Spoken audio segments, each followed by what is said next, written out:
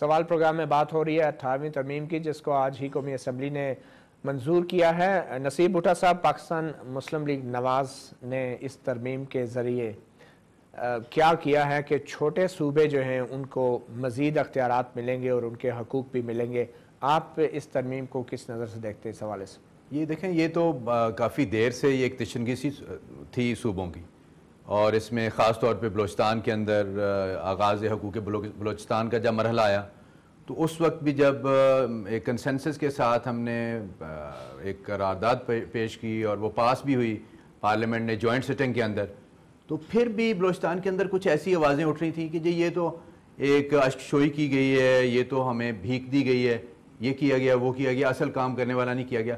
لیکن آج اللہ کا شکر ہے کہ چاروں صوبے جو ہیں دوز آر آن بورڈ، وہ اس لیے بھی کہ ساری جماعتیں آن بورڈ ہیں۔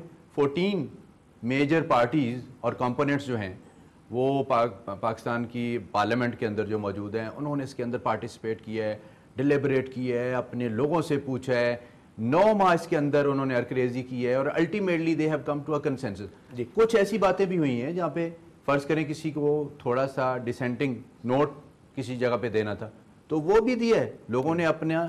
صوبوں کی بات ہو رہی ہے، آپ نے دیکھا صوبہ سرحد میں جس طریقے سے لوگ اب ہزارہ میں سڑکوں پہ نکلے ہیں صوبہ سرحد کے نام کے خلاف، اور اب یہ کچھ لوگ کہہ رہے ہیں کہ جو پاکستان مسلم لیگ نواز ہے وہ ایک قومی جماعت سے قوم پرست جماعت بنتی جا رہی ہے، کہ صوبہ سرحد میں بھی جو ریئیکشن آیا لوگوں کا تو وہ تو پنجاب تک محدود ہو جائے گی۔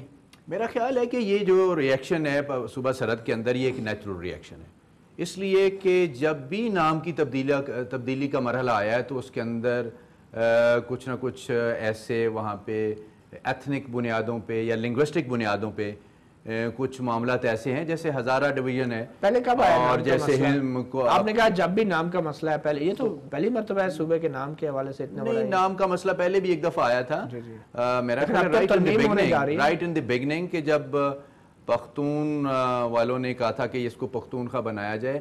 اصل میں مسئلہ یہ نہیں ہے، مسئلہ یہ ہے کہ ہم یہ دیکھیں، اگر NWFP سے چینج ہونے جا رہا ہے نام خیبر پختونخوا کے نام پہ، تو یہ بھی ایک کنسنسس کے ساتھ ہونے جا رہا ہے۔ ڈیفینیٹلی اس کے اندر ریئیکشن ہوا ہے، اور ہو سکتا ہے تھوڑا سا ہمیں اور بھی فیس کرنا پڑے ریئیکشن کو۔ تو آپ سمجھتے ہیں پاکستان مسلم لیگ نون پنجاب تک محدود ہو جائے گی؟ کیونکہ سرحد میں تو ان کے لوگ تھے۔ اس سے کیا فرق پڑتا ہے؟ نام سے کوئی فرق نہیں پڑتا۔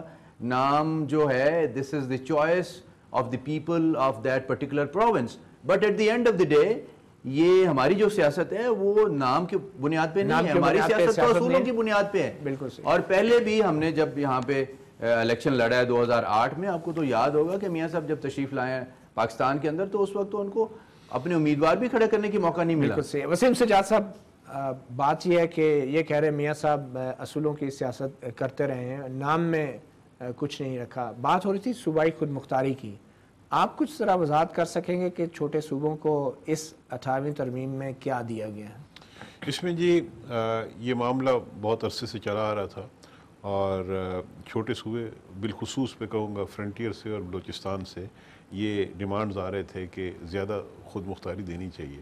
اور آپ کو یاد ہوگا کہ کچھ عرصہ قبل چوہے شجاعت حسین صاحب جب وزیر اعظم تھے تو انہوں نے پہلے کمیٹی بنائی تھی مسلم لیگ کیو کے حکومت کے دوران کہ اس سلسلے میں کوئی تجاویز دے۔ تو کیا ایگزیکٹلی کیا چیزیں ہیں جو محکمے جو صوبوں کو جی اب یہ ہوا ہے جی کہ ایک تو کنکرنٹ لسٹ جس کو آپ کہتے ہیں، یعنی وضاحت کرنے میں وقت لگے گا، لیکن کنکرنٹ لسٹ وہ ہے جہاں پہ صوبوں اور مرکز دونوں کو اختیار تھا قانون سازی کا۔